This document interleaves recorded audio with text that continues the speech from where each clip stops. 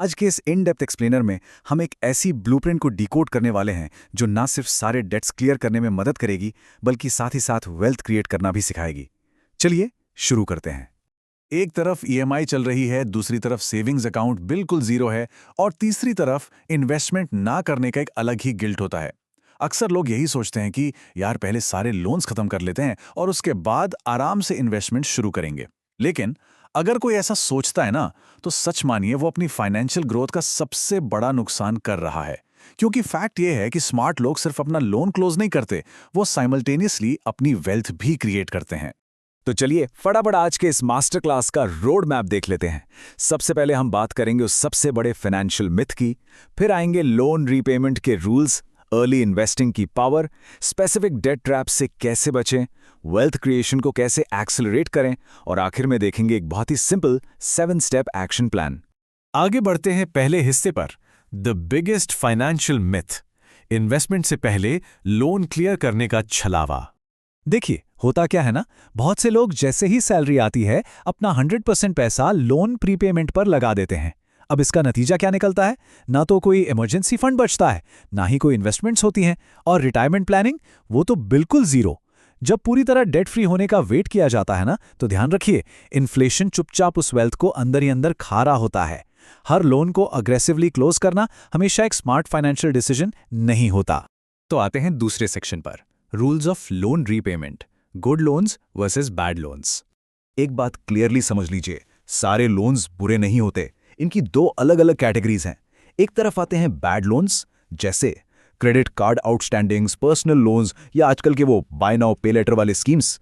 ये high interest loans literally wealth को destroy करते हैं।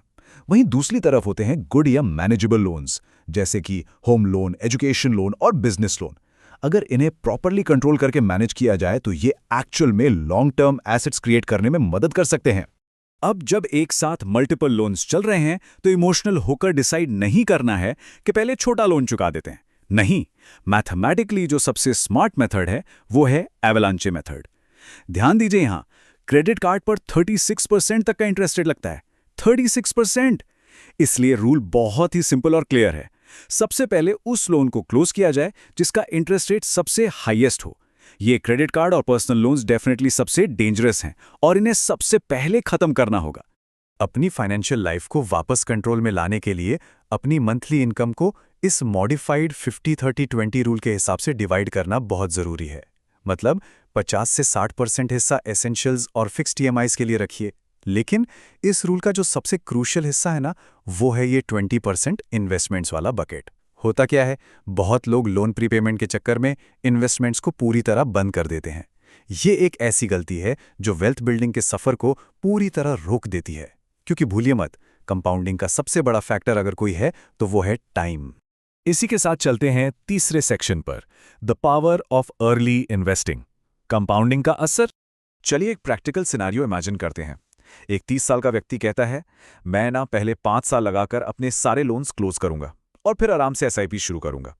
वही एक दूसरा व्यक्ति है जो लोन्स की ईएमआईज भी पे करता है और छोटी ही सही पर साथ में एक एसआईपी भी स्टार्ट कर देता है। अगर वो दूसरा व्यक्ति हर महीने सिर्फ 10,000 रुपए की एसआईपी करता है, जो रफली 12% एनुअल रिटर्न पे कंपाउंड होती है, और इस डिसिप्लिन को वो आने वाले 25 सालों तक मेंटेन रखता है, तो क्या गेस किया जा सकता है कि इसका फाइनल रिजल्ट क्या निकल कर आएगा? तो सबसे क्रूशियल पॉइंट यहाँ ये है कि वो जो टोटल वेल्थ बनेगी ना, वो होगी लगभग 1.7 करोड़ रुपए। जी हाँ, 1.7 करोड़। जरा सोचिए, अगर लोन पे करने के चक्कर में सिर्फ शुरुआत के 5 साल एसआईपी डिले कर दी जाए तो इस मैसिव वेल्थ का नुकसान उठाना पड़ सकता है। डिले करने की कीमत आगे चलकर सच में बहुत बहुत बड़ी साबित होती है। अब बढ़ते हैं चौथे हिस्से की तरफ, मैनेजिंग स्पेसिफिक डेट ट्रैप्स। जो कॉमन फाइनेंशियल जाल हैं, उन्हें कैसे हैंडल करें। देखिए, सबसे बड़ा और कंफ्यूजिंग सवाल हमेशा होम लोन का ही आता है। हर कोई अपना होम लोन जल्दी से जल्दी क्लोज करना चाहता है, राइट? लेकिन मैथमेटिक्स कहता है कि प्रीपेमेंट सिर्फ तब सेंस बनाता है जब इंटरेस्ट रेट सच में बहुत हाई हो, कैश सरप्लस अच्छा पड़ा हो और retirement planning already on track हो। अगर होम लोन पर टैक्स बेनिफिट्स मिल रहे हैं और लॉन्ग टर्म इक्विटी इन्वेस्टमेंट्स आराम से 12 से 14% रिटर्न दे सकती हैं, जबकि लोन का इंटरेस्ट सिर्फ 8.5% के आसपास है, तो सारा पैसा एग्रेसिवली प्रीपेमेंट में डाल देना मैथमेटिकली एक स्मार्ट डिसीजन नहीं माना जाता। एक और बहुत बड़ी गलती जो हमने अक्सर लोगों को करते देखी है, वो है लोन चुकाने के चक्कर में अपना सारा कैश यानी पूरी लिक्विडिटी खत्म कर देना। इसे बिल्कुल नॉन निगोशिएबल मानकर चलिए। कम से कम 6 महीने के एक्सपेंसेस का एक सॉलिड इमरजेंसी फंड हर वक्त रेडी होना ही चाहिए। अगर अचानक जॉब लॉस हो जाए या कोई मेडिकल इमरजेंसी आ जाए और पास में फंड्स ना हो, तो मजबूरी में वापस उन्हीं हाई इंटरेस्ट पर्सनल लोन्स और क्रेडिट कार्ड के कर्जे में फंसने का डर हमेशा बना रहता है। और इन सभी ट्रैप्स में जो सबसे खतरनाक है वो है ये क्रेडिट कार्ड का विशियस साइकिल। इसको स्टेप बाय स्टेप समझने की कोशिश कीजिए। पहले सैलरी अकाउंट में आती है, फिर उसमें से बड़ी बड़ी EMIs पे की जाती हैं। फिर क्या होता है, महीने के बाकी बचे खर्चों के लिए वापस क्रेडिट कार्ड घिसना पड़ता है और एंड में बिल आने पर सिर्फ मिनिमम पेमेंट भरकर छोड़ दिया जाता है।